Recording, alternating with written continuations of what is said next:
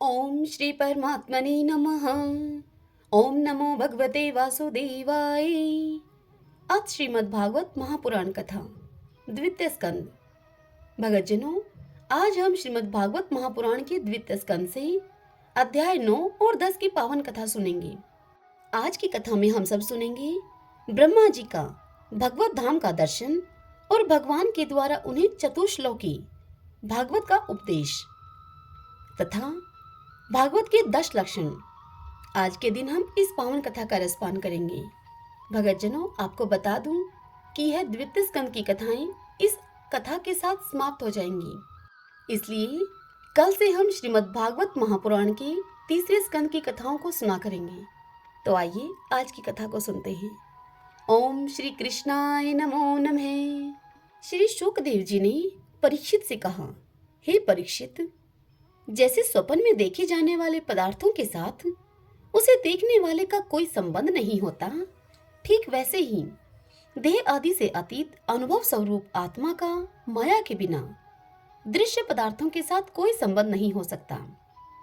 विविध रूप वाली माया के कारण यह विविध रूप वाला प्रतीत होता है, और जब उसके गुणों में रम जाता है तब यह मैं हूं, यह मेरा है, इस प्रकार से मानने लगता है। किंतु जब यह गुणों को शुद्ध करने वाले काल और मोह उत्पन्न करने वाली माया इन दोनों से परे अपने अनंत स्वरूप में मोह रहित होकर रमण करने लगता है, अर्थात आत्मा राम हो जाता है, तब यह मैं मेरा का भाव छोड़कर पूर्ण उदासीन गुणातीत हो जाता है। ब्रह्मा जी की निष्कपट तपस्या से प्रसन्न होकर भगवान ने उन्हें अपने रूप का दर्शन कराया और आत्म तत्व के ज्ञान के लिए उन्हें परम सत्य परमार्थ वस्तु का उपदेश किया। वही बात मैं तुम्हें सुनाता हूँ। तीनों लोकों के परम गुरु आदिदेव ब्रह्मा जी अपने जन्म स्थान कमल पर बैठकर सृष्टि करने की इच्छा से विचार करने लगे, परंतु जिस ज्ञान दृष्टि से सृष्टि का निर्माण हो सकता था और जो सृष्टि व्यापार के लिए वांछनीय है, वह दृष्टि उन्हें प्राप्त नहीं हुई। एक दिन वे यही चिंता कर रहे थे कि प्रलय के समुद्र में उन्होंने व्यंजनों के 16वें एवं 21वें अक्षर तय तथा पै को, अर्थात तप को तप करो इस प्रकार 2 बार सुना। हे परीक्षित, महात्मा लोग इस तप को ही त्यागियों का धन मानते हैं। यह सुनकर ब्रह्मा जी ने वक्ता को देखने की इच्छा से चारों ओर देखा, परंतु वहां दूसरा कोई दिखाई नहीं पड़ा उन्हें। वे अपने कमल पर बैठ गए और मुझे तप करने की प्रत्यक्ष आज्ञा मिली है, ऐसा सोचकर, ऐसा निश्चय करके और उसी में अपना हित समझकर उन्होंने अपने मन को तपस्या में लगा दिया। ब्रह्मा जी तपस्वियों में सबसे बड़े तपस्वी हैं, उनका ज्ञान अमोघ है। उन्होंने उस समय 1 सहस्त्र दिव्य वर्ष पर्यंत एकाग्र चित्त से अपने प्राण, मन, कर्मेंद्रिय और ज्ञानेंद्रियों को वश में करके ऐसी तपस्या की जिससे कि वे समस्त लोगों को प्रकाशित करने में समर्थ हो सके। उनकी तपस्या से प्रसन्न होकर भगवान ने उन्हें अपना वह लोक दिखलाया जो सबसे श्रेष्ठ है और जिससे परे कोई दूसरा लोक नहीं है। उस लोक में किसी भी प्रकार के कलेश, मोह और भय नहीं है। जिन्हें कभी एक बार भी उसके दर्शन का सौभाग्य प्राप्त हुआ है, वे देवता बार बार उसकी स्तुति करते रहते हैं। वहां रजोगुण, तमोगुण और इनसे मिला हुआ सतोगुण भी नहीं है। वहां न काल की दाल गलती है और न माया ही कदम रख सकती है। फिर माया के बाल बच्चे तो जा भी कैसे सकते हैं। वहां भगवान के वे पार्षद निवास करते हैं जिनका पूजन देवता और दैत्य दोनों ही करते हैं। उनका उज्जवल आभा से युक्त श्याम शरीर, शतदल कमल के समान कोमल नेत्र और पीले रंग के वस्त्र से शोभायमान है। अंग अंग से राशि राशि सौंदर्य बिखरता रहता है। वे कोमलता की मूर्ति हैं। सभी के 4-4 भुजाएं हैं। वे स्वयं तो अत्यंत तेजस्वी हैं ही, मणिजटित स्वर्ण के प्रभा में आभूषण भी धारण किए रहते हैं। उनकी छवि मूंगे, वैदुर्य मणि और कमल के उज्जवल तंतु के समान है। उनके कानों में कुंडल, मस्तक पर मुकुट और कंठ में मालाएं शोभायमान हैं। जिस प्रकार आकाश बिजली के सहित बादलों से शोभायमान होता है, वैसे ही वह लोक मनोहर कामनियों की कांति से युक्त महात्माओं के दिव्य तेजोमय विमानों से स्थान स्थान पर सुशोभित होता रहता है। उस बैकुंठ लोक में लक्ष्मी जी सुंदर रूप धारण करके अपनी विविध विभूतियों के द्वारा भगवान के चरण कमलों की अनेकों प्रकार से सेवा करती रहती हैं। कभी कभी जब वे झूले पर बैठकर अपने प्रियतम भगवान की लीलाओं का गायन करने लगती हैं, तब उनकी सौंदर्य और शोरभी से उन्मत्त होकर भंवरे स्वयं उन लक्ष्मी जी का गुणगान करने लगते हैं।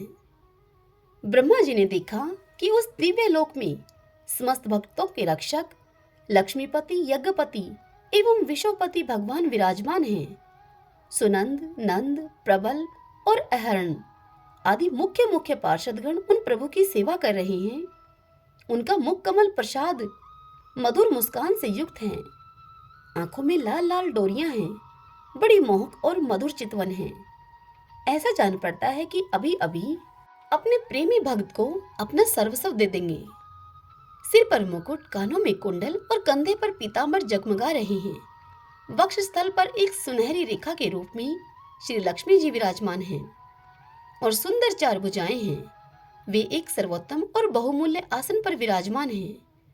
पुरुष प्रकृति, महतत्व, अहंकार, मन, 10 इंद्रिय, शब्द आदि 5 तन्मात्राएं और पंचभूत, ये 25 शक्तियां मूर्तिमान होकर उनके चारों ओर खड़ी हैं। समग्र ऐश्वर्य, धर्म, कीर्ति, श्री, ज्ञान और वैराग्य, इन 6 नित्य सिद्ध सर्वभूत शक्तियों से वे सर्वदा युक्त रहते हैं। उनके अतिरिक्त और कहीं भी ये नित्य रूप से निवास नहीं करती। वे सर्वेश्वर प्रभु अपने नित्य आनंदमय स्वरूप में ही नित्य निरंतर निमग्न रहते हैं। उनका दर्शन करते ही ब्रह्मा जी का हृदय आनंद के उद्रेक से लबालब भर गया। शरीर पुलकित हो उठा, नेत्रों में प्रेम अश्रु छलक आए। ब्रह्मा जी ने भगवान के उन चरण कमलों में, जो परम हंसों के निर्वर्ती मार्ग से प्राप्त हो सकते हैं, सिर झुकाकर उन्हें प्रणाम किया। ब्रह्मा जी के प्यारे भगवान अपने प्रिय ब्रह्मा को प्रेम और दर्शन के आनंद में निमग्न, शरणागत तथा प्रजा सृष्टि के लिए आदेश देने के योग्य देखकर बड़े प्रसन्न हुए। उन्होंने ब्रह्मा जी से हाथ मिलाया तथा मंद मुस्कान से अलंकृत वाणी में इस प्रकार कहा। श्री भगवान ने ब्रह्मा जी से कहा, हे ब्रह्मा जी, तुम्हारे हृदय में तो समस्त वेदों का ज्ञान विद्यमान है। तुमने सृष्टि रचना की इच्छा से चिरकाल तक तपस्या करके मुझे भली भांति संतुष्ट कर दिया है। मन में कपट रखकर योग साधन करने वाले मुझे कभी प्रसन्न नहीं कर सकते। तुम्हारा कल्याण हो, तुम्हारी जो अभिलाषा हो वही वर मुझसे मांग लो, क्योंकि मैं मुंह मांगी वस्तु देने में समर्थ हूँ। हे ब्रह्मा जी, जीव के समस्त कल्याणकारी साधनों का विश्राम प्रिय वसान मेरे दर्शन में ही है। तुमने मुझे देखे बिना ही उस सोने जल में मेरी वाणी को सुनकर इतनी घोर तपस्या की है। इसी से मेरी इच्छा से तुम्हें मेरे लोक का दर्शन हुआ है। तुम उस समय सृष्टि रचना का कर्म करने में की कर्तव्य विमूढ़ हो रहे थे। इसी से मैंने तुम्हें तपस्या करने की आज्ञा दी थी, क्योंकि हे निष्पाप, तपस्या मेरा हृदय है और मैं स्वयं तपस्या का आत्मा हूँ। मैं तपस्या से ही इस संसार की सृष्टि करता हूँ, तपस्या से ही इसका धारण पोषण करता हूँ और फिर तपस्या से ही इसे अपने में लीन कर लेता हूँ। तपस्या मेरी एक दुर्लंघ्य शक्ति है। ब्रह्मा जी ने कहा, हे भगवान, आप समस्त प्राणियों के अंतःकरण में साक्षी रूप से विराजमान रहते हैं। आप अपने अप्रतिहत ज्ञान से यह जानते ही हैं कि मैं क्या करना चाहता हूँ। हे नाथ, आप कृपा करके मुझ याचक की यह मांग पूरी कीजिए कि मैं रूप रहित आपके सगुण और निर्गुण दोनों ही रूपों को मैं जान सकूं। हे प्रभु, आप माया के स्वामी हैं। आपका संकल्प कभी व्यर्थ नहीं होता। जैसे मकड़ी अपने मुंह से जाला निकालकर उसमें क्रीड़ा करती है और फिर उसे अपने में ही लीन कर लेती है, ठीक वैसे ही आप अपनी माया का आश्रय लेकर इस विविध शक्ति संपन्न जगत की उत्पत्ति, पालन और संहार करने के लिए अपने आप को ही अनेकों रूपों में बना देते हैं और क्रीड़ा करते हैं। इस प्रकार आप कैसे करते हैं? इस मर्म को मैं जान सकूं, ऐसा ज्ञान आप मुझे दीजिए। आप मुझ पर ऐसी कृपा कीजिए कि मैं सजग रहकर सावधानी से आपकी आज्ञा का पालन कर सकूं और सृष्टि की रचना करते समय भी कर्तापन आदि के अभिमान से मैं बंध न जाऊं। हे प्रभु, आपने एक मित्र के समान हाथ पकड़कर मुझे अपना मित्र स्वीकार किया है। अतः जब मैं आपकी इस सेवा सृष्टि रचना में लगूं और सावधानी से पूर्व सृष्टि के गुण कर्म के अनुसार जीवों का विभाजन करने लगूं, तब कहीं अपने को जन्म कर्म से स्वतंत्र मानकर प्रबल अभिमान न कर बैठूं मैं। ब्रह्मा जी की ये बात सुनकर श्री भगवान ने उनसे कहा, अनुभव, प्रेम, भक्ति और साधनों से युक्त अत्यंत गोपनीय अपने स्वरूप का ज्ञान मैं तुम्हें कहता हूँ, तुम उसे ग्रहण करो।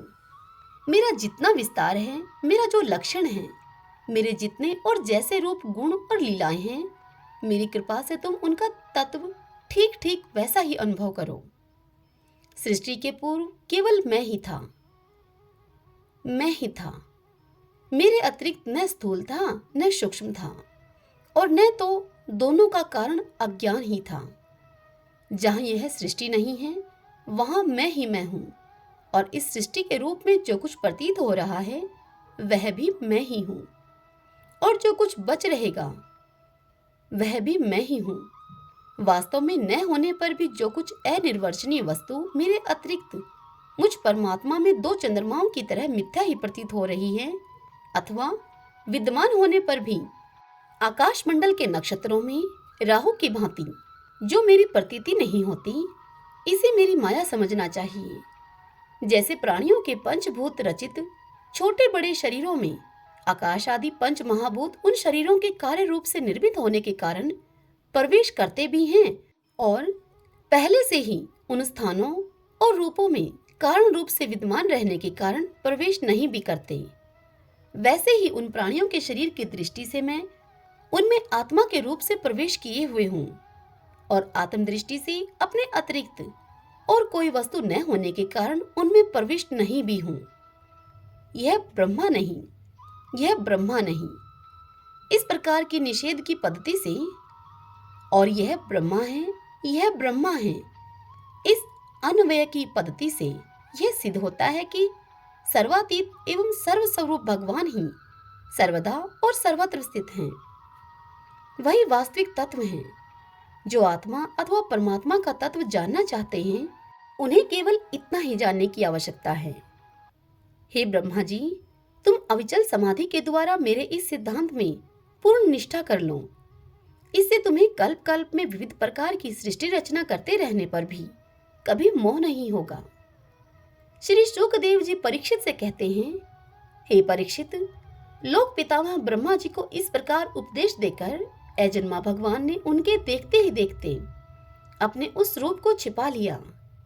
जब सर्वभूत स्वरूप ब्रह्मा जी ने देखा कि भगवान ने अपने इंद्रिय गोचर स्वरूप को हमारे नेत्रों के सामने से हटा लिया है, तब उन्होंने अंजलि बांधकर उन्हें प्रणाम किया और पहले कल्प में जैसी सृष्टि थी उसी रूप में इस विश्व की रचना की।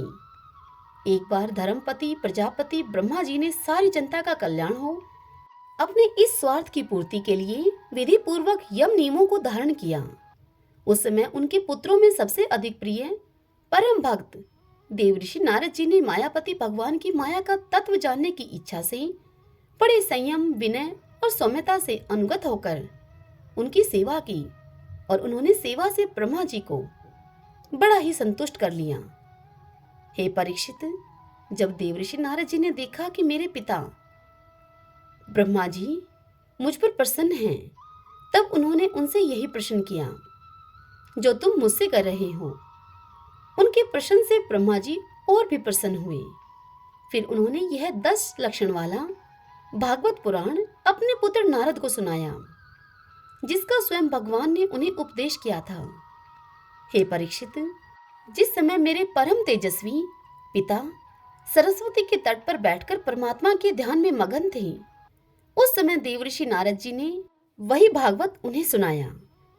तुमने मुझसे ये जो प्रश्न किया है कि विराट स्वरूप से इस जगत की उत्पत्ति कैसे हुई, तथा दूसरे भी जो बहुत से प्रश्न किए हैं तुमने, उन सब का उत्तर मैं उसी भागवत पुराण के रूप में देता हूँ।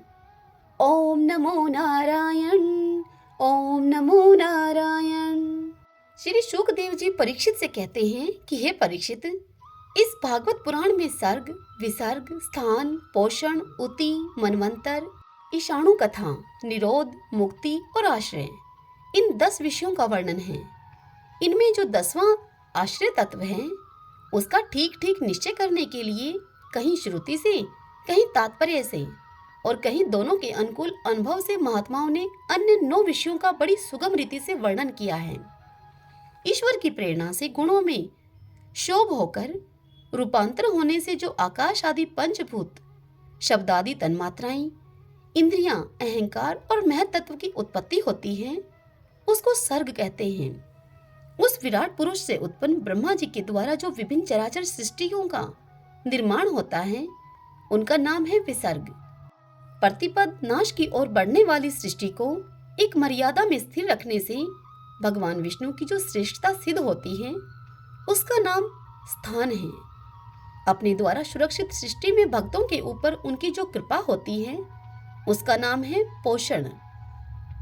मनवंतरों के अधिपति जो भगवत भक्ति और प्रजा पालन रूप शुद्ध धर्म का अनुष्ठान करते हैं, उसे मनवंतर कहते हैं। जीवों की वे वासनाएं जो कर्म के द्वारा उन्हें बंधन में डाल देती हैं, उति नाम से कही जाती हैं। भगवान के विविध आख्यानों से युक्त गाथाएं ईश कथा हैं। जब भगवान योग निद्रा स्वीकार करके शयन करते हैं, तब इस जीव का अपनी उपाधियों के साथ उनमें लीन हो जाना निरोध है। अज्ञान कल्पित कर्तव्य, भोगतृत्व आदि अनात्म भाव का परित्याग करके अपने वास्तविक स्वरूप परमात्मा में स्थित होना ही मुक्ति है। हे परीक्षित, इस चराचर जगत की उत्पत्ति और प्रलय जिस तत्व से प्रकाशित होते हैं, वह परम ब्रह्मा ही आश्रय है। शास्त्रों में उसी को परमात्मा कहा गया है। जो नेत्र आदि इंद्रियों का अभिमानित दृष्टा जीव है, वही इंद्रियों के अधिष्ठात्र देवता सूर्य आदि के रूप में भी है। और जो नेत्र गोलक आदि से युक्त दृश्य देह है, वही उन दोनों को अलग अलग करता है। इन तीनों में यदि एक का भी अभाव हो जाए तो दूसरे 2 की उपलब्धि नहीं हो सकती। अतः जो इन तीनों को जानता है, वह परमात्मा ही सबका अधिष्ठान आश्रय तत्व है। उसका आश्रय वह स्वयं ही है, दूसरा कोई नहीं। जब पूर्वोक्त विराट पुरुष ब्रह्मांड को फोड़कर निकला, तब वह अपने रहने का स्थान ढूंढने लगा और स्थान की इच्छा से उस शुद्ध संकल्प पुरुष ने अत्यंत पवित्र जल की सृष्टि की।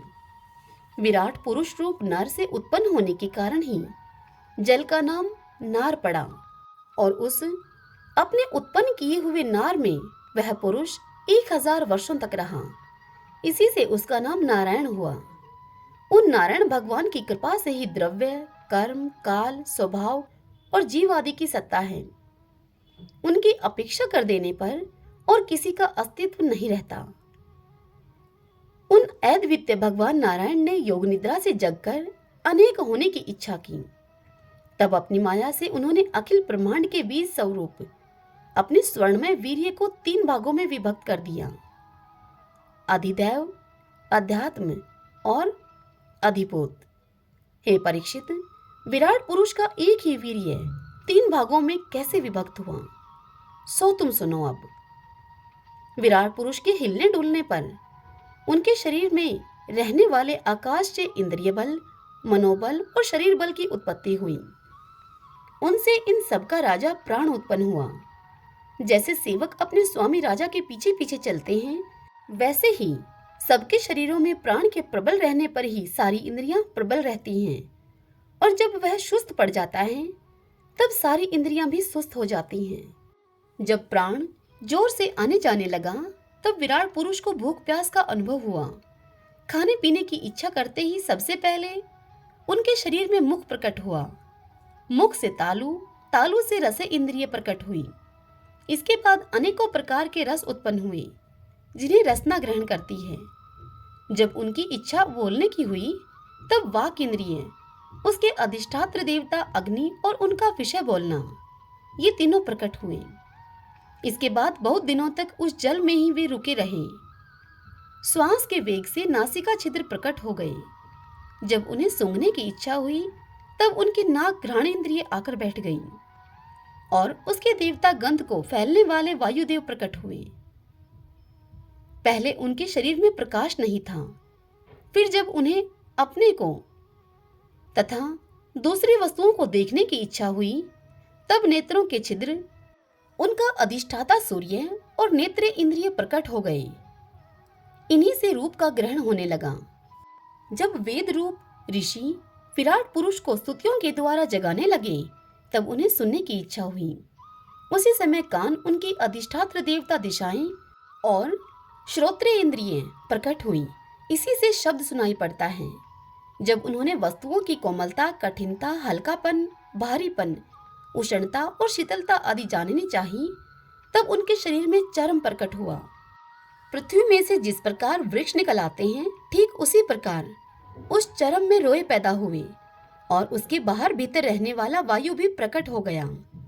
स्पर्श ग्रहण करने वाली त्वचा इंद्रिय भी साथ साथ ही शरीर में चारों ओर लिपट गई और उससे उन्हें स्पर्श का अनुभव होने लगा। जब उन्हें अनेकों प्रकार के कर्म करने की इच्छा हुई तब उनके हाथ उगाए। उन हाथों में ग्रहण करने की शक्ति हस्ती इंद्रिय तथा उनके अधिदेवता इंद्र प्रकट हुए और फिर दोनों के आश्रय से होने वाला ग्रहण रूप कर्म भी प्रकट हो गया।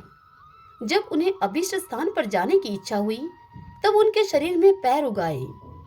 चरणों के साथ ही चरण इंद्रिय के अधिष्ठाता रूप में वहां स्वयं यज्ञ पुरुष भगवान विष्णु स्थित हो गए और उन्हीं में चलना रूप कर्म प्रकट हुआ। मनुष्य इसी चरण इंद्रिय से चलकर यज्ञ की सामग्री एकत्रित करते हैं। संतान, रति और स्वर्ग भोग की कामना होने पर विराट पुरुष के शरीर में लिंग की उत्पत्ति हुई। उसमें उपस्थेंद्रिय और प्रजापति देवता तथा इन दोनों के आश्रय में रहने वाले काम सुख का आविर्भाव हुआ। जब उन्हें मल त्याग की इच्छा हुई तब गुदाद्वार प्रकट हुआ। तत्पश्चात उसमें पायु, इंद्रिय और मित्र देवता उत्पन्न हुए। इन्हीं दोनों के द्वारा मल त्याग की क्रिया संपन्न होती है। अपान मार्ग के द्वारा एक शरीर से दूसरे शरीर में जाने की इच्छा होने पर नाभि द्वार प्रकट हुआ। उससे अपान और मृत्यु यह देवता प्रकट हुए। इन दोनों के आश्रय से ही प्राण और अपान का बिछोह यानी कि मृत्यु होती है। जब विराट पुरुष को अन्न जल ग्रहण करने की इच्छा हुई तब कोख, आंतें और नाड़ियां उत्पन्न हुई। साथ ही कुक्षी के देवता समुद्र, नाड़ियों के देवता नदियां एवं तुष्टि और पुष्टि ये दोनों उनके आश्रित विषय उत्पन्न हुए। जब उन्होंने अपनी माया पर विचार करना चाहा तब हृदय की उत्पत्ति हुई। उससे मन रूप इंद्रिय और मन से उसका देवता चंद्रमा तथा विषय, कामना और संकल्प प्रकट हुए। विराट पुरुष के शरीर में पृथ्वी, जल और तेज से 7 धातुएं प्रकट हुई। त्वचा, चर्म, मांस, रुधिर, मेद, मज्जा और अस्थि। इसी प्रकार आकाश, जल और वायु से प्राणों की उत्पत्ति हुई। श्रोत्र आदि सब इंद्रियां शब्द आदि विषयों को ग्रहण करने वाली हैं। वे विषय अहंकार से उत्पन्न हुए हैं। मन सब विकारों का उत्पत्ति स्थान है और बुद्धि समस्त पदार्थों का बोध कराने वाली है। मैंने भगवान के इस स्थूल रूप का वर्णन तुम्हें सुनाया है। यह बाहर की ओर से पृथ्वी, जल, तेज, वायु, आकाश, अहंकार, महत तत्व और प्रकृति इन 8 आवरणों से घिरा हुआ है। इससे परे भगवान का अत्यंत सूक्ष्म रूप है। वह अव्यक्त, निर्विशेष आदि मध्य और अंत से रहित एवं नित्य है। वाणी और मन की वहां तक पहुंच नहीं है। मैंने तुम्हें भगवान के स्थूल और सूक्ष्म, व्यक्त और अव्यक्त जिन तो रूपों का वर्णन सुनाया है, ये दोनों ही भगवान की माया के द्वारा रचित हैं। इसलिए विद्वान पुरुष इन दोनों को ही स्वीकार नहीं करते। वास्तव में भगवान निष्क्रिय हैं। अपनी शक्ति से ही वे सक्रिय बनते हैं। फिर तो वे ब्रह्मा का या विराट रूप धारण करके वाच्य और वाचक शब्द और उसके अर्थ के रूप में प्रकट होते हैं और अनेकों नाम, रूप और क्रियाएं स्वीकार करते हैं। हे परीक्षित, प्रजापति, मनु, देवता, ऋषि, पितृ, सिद्ध, चारण, गंधर्व, विद्याधर, असुर, यक्ष, किन्नर, अप्सराएं, नाग, सर्प, किम पुरुष, उरग, मातृकाएं, राक्षस, पिशाच, भूत, प्रेत, विनायक, कुष्मांड, उन्माद, वेताल, यातुधान, ग्रह, पक्षी, मृग, पशु, वृक्ष, पर्वत, सरीसृप इत्यादि जितने भी संसार में नाम रूप हैं, सब भगवान के ही हैं। संसार में चर और अचर भेद से 2 प्रकार के तथा जरायुज, अंडज, स्वेदज और उद्भिज भेद से 4 प्रकार के जितने भी जलचर, थलचर तथा आकाशचारी प्राणी हैं, सब के सब शुभ अशुभ और मिश्रित कर्मों के तदनुरूप फल हैं। हे परीक्षित, सत्व की प्रधानता से देवता, रजोगुण की प्रधानता से मनुष्य और तमोगुण की प्रधानता से नर की योनियां मिलती हैं। इन गुणों में भी जब एक गुण दूसरे 2 गुणों से अभिभूत हो जाता है, तब प्रत्येक गति के 3-3 भेद और हो जाते हैं। वे भगवान जगत के धारण पोषण करने के लिए धर्म में विष्णु रूप स्वीकार करके देवता, मनुष्य और पशु पक्षी आदि रूपों में अवतार लेते हैं तथा विश्व का पालन पोषण करते हैं। प्रलय का समय आने पर वे ही भगवान अपने बनाए हुए इस विश्व को काल अग्नि स्वरूप रुद्र का रूप ग्रहण करके अपने में वैसे ही लीन कर लेते हैं जैसे कि वायु मेघमाला को। ए परीक्षित, महात्माओं ने अचिंत्य ऐश्वर्य भगवान का इसी प्रकार वर्णन किया है, परंतु तत्वज्ञानी पुरुषों को केवल इस सृष्टि, पालन और प्रलय करने वाले रूप में, इस रूप में ही उनका उन्हें दर्शन करना चाहिए, क्योंकि वे तो इससे परे भी हैं। सृष्टि की रचना आदि कर्मों का निरूपण करके पूर्ण परमात्मा से कर्म या कर्तापन का संबंध नहीं जोड़ा गया है। वे तो माया से आरोपित होने के कारण कर्तव्य का निषेध करने के लिए ही हैं। यह मैंने ब्रह्मा जी के महाकल्प का अवान्तर कल्पों के साथ वर्णन किया है। सब कल्पों में सृष्टि कर्म एक सा ही है। अंतर है तो केवल इतना ही कि महाकल्प के प्रारंभ में प्रकृति से कर्मशः महत तत्व आदि की उत्पत्ति होती है और कल्पों के प्रारंभ में प्राकृत सृष्टि जो कि तो रहती ही है। चराचर प्राणियों की वैकृत सृष्टि नवीन रूप से होती है। हे परीक्षित, काल का परिमाण, कल्प और उसके अंतर्गत मनवंतरों का वर्णन आगे चलकर करेंगे। अब तुम पाद कल्प का वर्णन सावधान होकर सुनो। शौनक जी ने पूछा, हे सूत जी, आपने हम लोगों से कहा था कि भगवान के परम भक्त विदुर जी ने अपने अति दुस्तज्य कुटुंबियों को भी छोड़कर पृथ्वी के विभिन्न तीर्थों में विचरण किया था। हे सूत जी, उस यात्रा में मैत्रेय ऋषि के साथ अध्यात्म के संबंध में उनकी बातचीत कहाँ हुई और मैत्रेय जी ने उनके प्रश्न करने पर किस तत्व का उन्हें उपदेश किया? हे सूत जी, आपका स्वभाव बड़ा सौम्य है। आप विदुर जी का वह चरित्र हमें सुनाइए। उन्होंने अपने भाई बंधुओं को क्यों छोड़ा और फिर उनके पास क्यों लौट आए? यह सुनकर सूत जी ने शौनक जी से कहा, हे शौनक आदि ऋषियों, राजा परीक्षित ने भी यही बात पूछी थी। उनके प्रश्नों के उत्तर में श्री शुकदेव जी महाराज ने जो कुछ उनसे कहा था वही मैं आप लोगों से कहता हूँ। सावधान होकर सुनिए। ओम नमो नारायण, ओम नमो नारायण, हरिओम तत्सत। भगतजनों, द्वितीय स्कंद की यह कथा यहीं संपूर्ण होती है। कल से हम तृतीय स्कंद की कथाएं सुनना प्रारंभ करेंगे। कल की कथा में हम सुनेंगे उद्धव और विदुर जी की भेंट, उद्धव जी के द्वारा भगवान की बाल लीलाओं का वर्णन तथा भगवान के अन्य लीला चरित्रों का वर्णन। कल के दिन हम इस पावन कथा का रसपान करेंगे। यदि आपको इन कथाओं को सुनने में आनंद आ रहा है तो वीडियो को आप लाइक करें और अपने अपनों के साथ इसे शेयर करें और पुण्य फल पाएं। जय श्री कृष्णा। राधे राधे।